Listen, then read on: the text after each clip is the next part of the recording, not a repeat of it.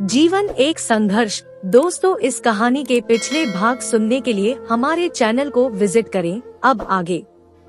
राधिका बोली, फिर तो तू मेरे घर ही रहेगी। मधु ने कहा, ठीक है यार, अब चल जल्दी से अपने बेटे को बुला, कहाँ है वो। अब आगे देखते हैं क्या होता है। सूरज मॉल की चकाचौंध देखने में व्यस्त था, तभी उसे राधिका माँ की याद आती है। काफी देर हो चुकी थी। वो राधिका को ढूंढते हुए उसी काउंटर की तरफ जाता है जहां उसने राधिका को शॉपिंग करते हुए छोड़ा था। सूरज काउंटर की तरफ पहुंचने ही वाला था कि तभी उसे राधिका की आवाज सुनाई पड़ी। राधिका बोली, सूर्या बेटा, मैं इधर हूँ। राधिका और मधु दोनों लेडीज काउंटर पर खड़ी थी। जैसे ही मधु की नजर सूर्या पर पड़ी तो एकदम चौंक गई। उसके पैरों तले जमीन खिसक गई थी। मधु हैरान थी कि जिस लड़के को आज डांट लगाई वो राधिका का ही बेटा है। इधर सूर्या जैसे ही अपनी माँ के साथ उस बाथरूम वाली सुंदर आंटी को देखता है तो वह एकदम से डर जाता है। घबराहट की वजह से पसीना उसके माथे पर बह रहा था। सूर्या सोचता है कि शायद इस आंटी ने मेरी माँ से शिकायत कर दी है। अब माँ मेरे बारे में क्या सोचेगी। जिस बात का डर था वही हो गया। राधिका बोली, क्या हुआ बेटा, तू इतना परेशान क्यों है? तेरे माथे पर यह पसीना कैसा है? राधिका सूर्या के माथे पर पसीना और चेहरे पर घबराहट देखती है तो घबरा जाती है। राधिका का सामान्य व्यवहार देखकर सूरज की घबराहट कुछ कम होती है, लेकिन जैसे ही वो मधु की तरफ देखता है तो उसका हलक सूख जाता है। शब्द ही नहीं निकल रहे थे। बड़ी हिम्मत के साथ सूरज बोलता है, मैं ठीक हूँ माँ, आपको ही ढूंढ रहा था, आप नहीं दिखी इसलिए घबरा गया था। राधिका बोली, बहुत प्यारा है मेरा बेटा। अरे मधु, तू कुछ बोल क्यों नहीं रही है? यही तो है मेरा बेटा सूर्या। अभी तो बेटे से मिलने की रट ला गई थी तू, वो मधु को हिलाते हुए बोली। राधिका बोली, सूर्या बेटा, ये मेरी सबसे प्यारी सहेली मधु है, लंदन से आई है, मेरी बहन की तरह ही है, तेरी मौसी है ये। राधिका मधु की ओर इशारा करती हुई बोली। सूरज ने कहा, नमस्ते मौसी जी। सूर्या मधु की ओर हाथ जोड़कर मासूमियत से नमस्ते बोलता है। मधु समझ गई थी कि सूर्या मुझे देखकर घबराया हुआ है। उसकी मासूमियत सी सूरत देखकर उसे हल्की हंसी आ जाती है। इधर सूरज का भी डर निकल गया था। मधु तो माँ की सहेली निकली। उसे लगा शायद बाथरूम वाली घटना की शिकायत करने आई है। मधु बोली, नमस्ते सूर्या बेटा। मधु इतना ही बोल पाई। जिस लड़के को उसने बाथरूम में देखा था, ईश्वर ने उसी लड़के को बेटे के रूप में भेजा था। ईश्वर की अद्भुत विडंबना के लिए वो खुद को पोष रही थी। आखिर मधु सूर्या की मौसी थी और मौसी तो माँ सामान होती है। भले ही वो सूर्या की सगी मौसी नहीं थी, फिर भी खून के रिश्ते से गहरा रिश्ता मानती थी मधु। राधिका बोली, चलो अब काफी देर हो गई है, घर चलते हैं। बेटा, मधु भी आज हमारे साथ घर चलेगी। राधिका ने सूर्या को खुश होते हुए बताया। इस खबर से सूर्या ज्यादा चिंतित हो गया था, कहीं मधु माँ को बाथरूम वाली घटना ना बता दे। सूर्या मन बनाता है कि घर चलकर मधु से दोबारा अपनी गलती की माफ मांग लेगा, ताकि मधु राधिका को बाथरूम वाली बात ना बताए। सूरज बोला, चलो माँ, काफी देर हो चुकी है। तीनों लोग मॉल से बाहर निकलकर गाड़ी में बैठकर घर की ओर निकल गए। राधिका मधु के साथ पीछे ही बैठी थी और सूर्या गाड़ी चला रहा था। राधिका मधु को शांत देखती है तो उसे थोड़ा अटपटा लगता है। वो मधु को झकझोरती हुई पूछती है, तुझे क्या हुआ मधु, चुप कैसी है? मधु बोली, कुछ नहीं संध्या, मैं ठीक हूँ। मधु मुस्कुराती हुई बोलती है। हालांकि वो सूर्या की वजह से चुप थी। सूर्या उसको बाथरूम में देख चुका था और मधु सूर्या को देख चुकी थी, इसलिए अभी भी बाथरूम वाली घटना को याद करके वो परेशान थी। घर आ चुका था। सूरज गाड़ी रोकता है। राधिका और मधु दोनों घर के अंदर प्रवेश करती हैं। दोनों सहेलियां सोफे पर बैठ जाती हैं। सूरज गाड़ी खड़ी करके अंदर आता है और ऊपर जाने लगता है, तभी राधिका उसे रोकती है। राधिका बोली, अरे बेटा, तुम थोड़ी देर अपनी मधु मौसी से बात करो, मैं कपड़े बदल कर आती हूँ। सूर्या तो चौंक जाता है। सूर्या बोला, ठीक है माँ। राधिका के जाते ही सूर्या मधु के पास सोफे पर बैठ जाता है और मधु से दोबारा माफी मांगता है। सूरज बोला, मौसी मुझे माफ कर दीजिए, मैं गलती से लेडीज टॉयलेट में घुस गया था।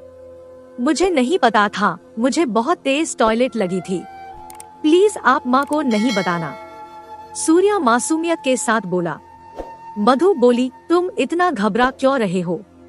चलो ठीक है, मैं नहीं बताऊंगी, अब खुश हो? मधु मुस्कुराती हुई बोली। यह सुनकर सूर्या की जान आई, अब उसका डर निकल गया था। सूरज बोला, थैंक्स आंटी। ओह सॉरी मौसी, आप बहुत अच्छी हो, मैं तो बहुत डर ही गया था आज, मुझे लगा शायद आपने माँ से शिकायत कर दी होगी। मधु बोली, राधिका को तो मैं बाथरूम वाली घटना बता चुकी हूँ, लेकिन यह नहीं बताया था कि तू ही था। सूरज बोला, क्या आपने बता भी दिया माँ को? वैसे मौसी आप मेरा यकीन करो, मैं गलती से लेडीज टॉयलेट में घुस गया था, टॉयलेट भी बड़ी जोरों पर लगी थी मुझे। मधु बोली, चल कोई बात नहीं सूर्या, घबरा मत, मैं किसी से नहीं कहूँगी, आखिर तू अब मेरा बेटा है। तभी राधिका रूम से निकली और सोफे पर आकर बैठ गई। राधिका बोली, क्या बात हो रही है तुम दोनों में? मधु बोली, राधिका मुझे तो सूर्या बेटा बहुत अच्छा लगा। मधु सूर्या की तारीफ करती है तो सूरज को अच्छा लगता है। राधिका बोली, बेटा किसका है? राधिका घमंड के साथ हंसते हुए बोलती है। तीनों लोग आपस में काफी देर बात करते हैं, शाम हो चुकी थी। राधिका बोली, मधु बोल क्या खाएगी, अपनी पसंद बोल। मधु बोली, आज चिकन बना, तेरे हाथ का चिकन कई सालों से नहीं खाया है। राधिका ने कहा, बेटा सूर्या नौकर से कह दो मार्केट से चिकन ले आए। सूर्या बोला, माँ मैं ही मार्केट से ले आता हूँ।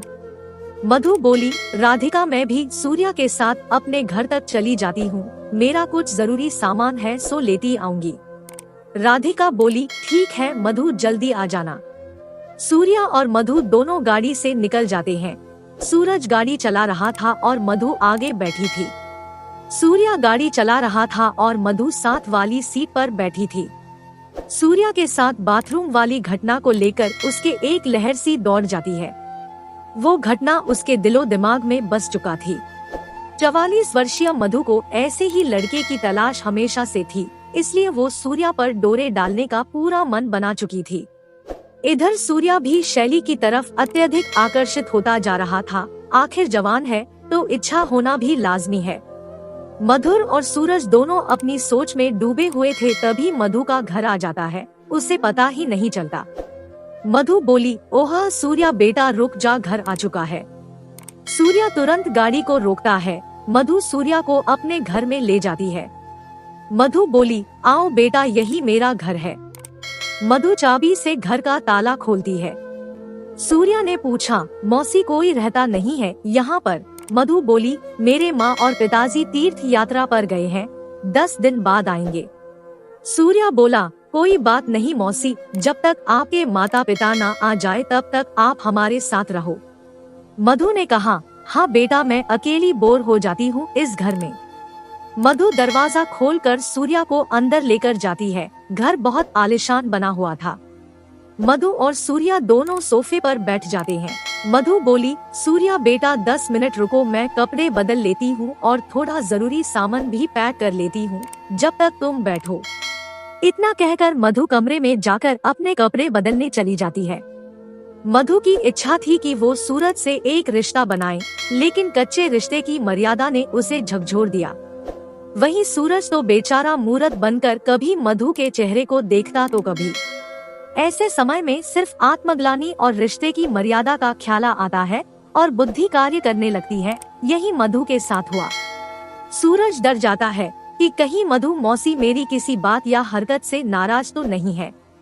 15 मिनट के उपरांत मधु कमरे से तैयार होकर निकलती है। उसके चेहरे पर ग्लानि और शर्म के भाव दिखाई दे रहे थे। मधु सूर्या के पास आकर बोलती है, सूर्या चलो देर हो रही है। सूरज और मधु घर का ताला लगाकर गाड़ी से मार्केट निकल जाते हैं। सूरज उदास होकर गाड़ी चला रहा था, क्योंकि एक उम्मीद जो उसके मन में जागी थी उस पर पानी फिर चुका था।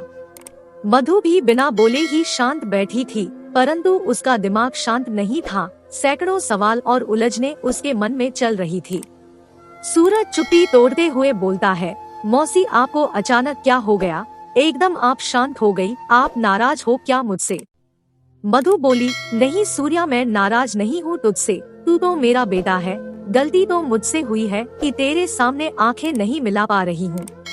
सूरज बोला, किस गलती की बात कर रही हो मौसी? मधु बोली, मैं मजबूर हो गई थी सूर्या। तभी राधिका का फोन आता है। काफी देर हो चुकी थी। सूरज जल्दी से चिकन लेकर घर पहुंचता है। तान्या भी घर आ चुकी थी। राधिका मधु को तान्या से परिचय करवाती है। काफी देर बात करने के बाद राधिका खाना तैयार करने में जुट जाती है और मैं ऊपर अपने कमरे में जाकर फ्रेश होकर आराम करने लगता हूँ। सूरज कमरे में आकर फ्रेश होकर आज दिन भर की घटनाक्रम के बारे में सोचता है। सब कुछ एक ही दिन में सूरज के साथ बहुत बड़ी घटना घटी। सूरज लेटा हुआ था, तभी राधिका माँ की आवाज आई। राधिका माँ बोली, बेटा जल्दी से नीचे आकर खाना खा ले। माँ ने दरवाजा खोलकर सूरज को नीचे आने के लिए कहा। सूरज जल्दी से नीचे गया और मधु आंटी के बगल में खाना खाने लगा। मधु और सूरज ने एक दूसरे को देखा। मधु की आंखों में एक कशिश सी थी। मधु की नजरें कभी मेरी ओर जाती तो कभी शर्म से झुका लेती। मैं भी कई बार खाना खाते समय मधु मौसी को निहारता। पास में बैठी माँ और तान्या को कोई शक ना हो, इसलिए मैंने जल्दी से खाना खाया। तान्या और राधिका माँ भी सामने बैठकर खाना खा रही थी। मैंने जल्दी से खाना निपटाया और ऊपर टहलने चला गया। करीब 1 घंटा टहलने के पश्चात में नीचे की ओर जा ही रहा था, तभी मधु मौसी ऊपर आ गई। मधु मौसी बोली, सूर्या तू ऊपर है, मैं बहुत देर से तेरा इंतजार कर रही थी। मेरे मोबाइल की बैटरी डाउन है, अपना चार्जर दे देना। सूरज बोला, मौसी मेरा चार्जर आपके मोबाइल में लग जाएगा क्या? मेरे चार्जर की पिन बहुत मोटी है। सूरज हंसते हुए बोला। मधु बोली, अच्छा सूर्या, अब क्या करूं? जब तक तेरे घर पर हूं तब तक तेरे ही चार्जर से अपनी बैटरी चार्ज कर लूंगी। एक बार चार्जर घुसा के तो देख, शायद घुस जाए। मौसी भी हंसते हुए बोली। दोहरी अर्थ वाली भाषा को मौसी अच्छी तरह समझ रही थी। सूर्या बोला, मौसी चार्जर तो लगा दूंगा, ऐसा ना हो कहीं आपकी बैटरी ही फट जाए, मेरे चार्जर के हाई वोल्टेज है। मधु बोली, मेरी बैटरी में बहुत दम है, तेरे चार्जर का सारा करंट पी लेगी मेरी बैटरी। मौसी आंख मारते हुए बोली। दोस्तों, इस कहानी का अगला भाग देखने के लिए चैनल को सब्सक्राइब करें और कमेंट करके हमें बताएं कि ये कहानी आपको कैसी लगी। कहानी सुनने के लिए आपका बहुत बहुत धन्यवाद।